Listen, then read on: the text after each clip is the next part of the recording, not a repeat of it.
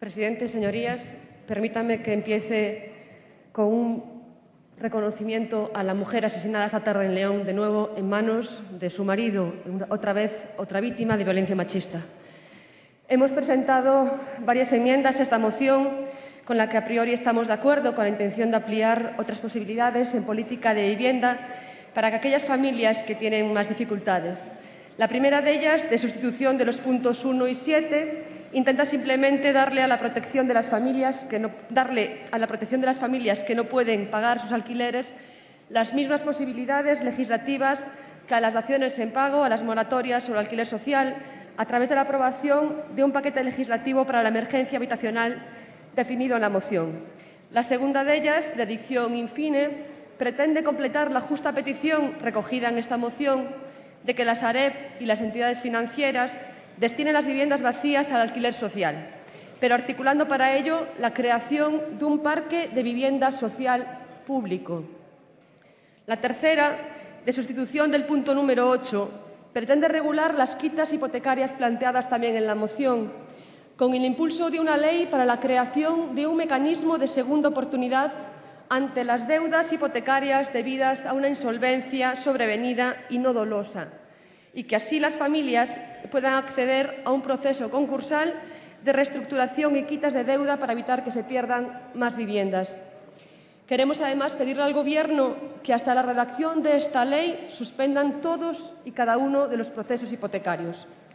Además de esto, consideramos necesario incorporar a esta moción algunas enmiendas de adición con la que haremos llegar algunos aspectos que entendemos necesarios. En primer lugar, pedimos que se modifiquen los requisitos para acceder al Fondo Social de Vivienda, ampliando el ámbito de cobertura a personas que se encuentran en una situación de vulnerabilidad social distinta a las previstas en el artículo 1 de la Ley 1/2013, y que se permita que las familias puedan acceder al alquiler de cualquier fondo bancario y no solo al del banco que les haya desahuciado.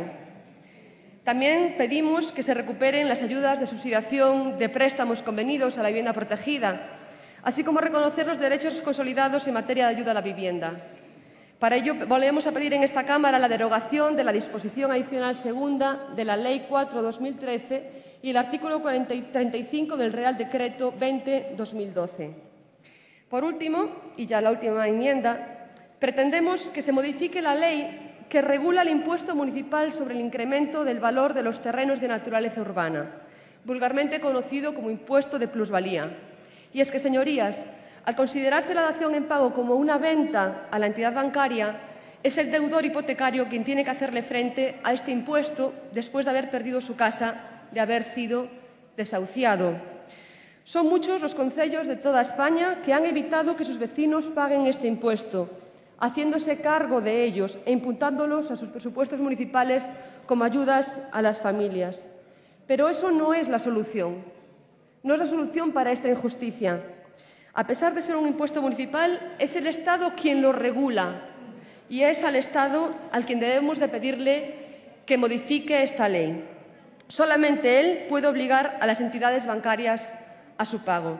Estas son todas nuestras enmiendas que esperamos sean atendidas, porque creemos que mejoran el texto presentado, que, como bien dije al principio, estamos totalmente de acuerdo con él. Muchas gracias. Presidente, señorías, señor Mariscal, agradecemos la aceptación de nuestras enmiendas y anunciamos, por supuesto, nuestro voto a favor de esta moción, ya que para nuestro grupo es fundamental su aprobación, por lo que significa para las casi 3 personas al día que se han quedado en la calle en este último trimestre ante la imposibilidad de pagar el coste de su vivienda. 3 personas al día en el trimestre que el Gobierno anunció como el de la recuperación económica. 3 personas al día que son el reflejo del fracaso de las políticas de vivienda de este Gobierno. Desahuciados por impago de hipoteca, pero también casi la mitad desahuciados por el impago de sus alquileres. Por ello entendemos necesaria no solo la creación de un paquete legislativo que regule las daciones en pago, las moratorias o el alquiler social. Por cierto, señor Mariscal, medidas con las que los socialistas defendimos siempre, aunque usted insista en lo contrario, sino que también que este paquete legislativo incorpore mecanismos jurídicos que nos permitan, además, proteger a las familias que están en alquiler en riesgo de desahucio.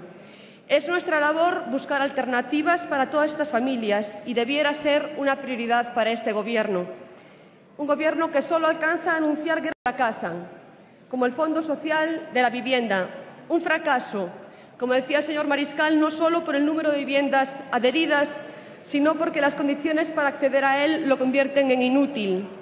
Los límites económicos establecidos para acceder a este fondo son tan estrictos que la mayoría de las familias no han accedido.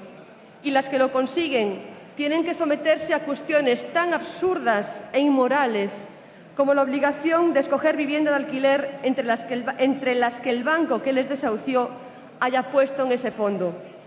Es decir, señorías, obligan a las familias a seguir dependiendo de quien les arrebató su vivienda. Por eso es fundamental no solo que seamos capaces de ampliar el ámbito de cobertura de este fondo, sino de trabajar en la creación de un parque de vivienda social pública. El Gobierno debe destinar al alquiler las viviendas transferidas al Sareb, así como impulsar la inmediata adjudicación de las viviendas sociales que hayan sido transferidas al Banco Malo. Tenemos que poner los recursos para conseguirlo, señorías, porque es necesario. La demanda social es evidente y tenemos que buscarle alternativas a estas familias. Ya sabemos que a muchos de ustedes esto les suena innecesario, pero lo es.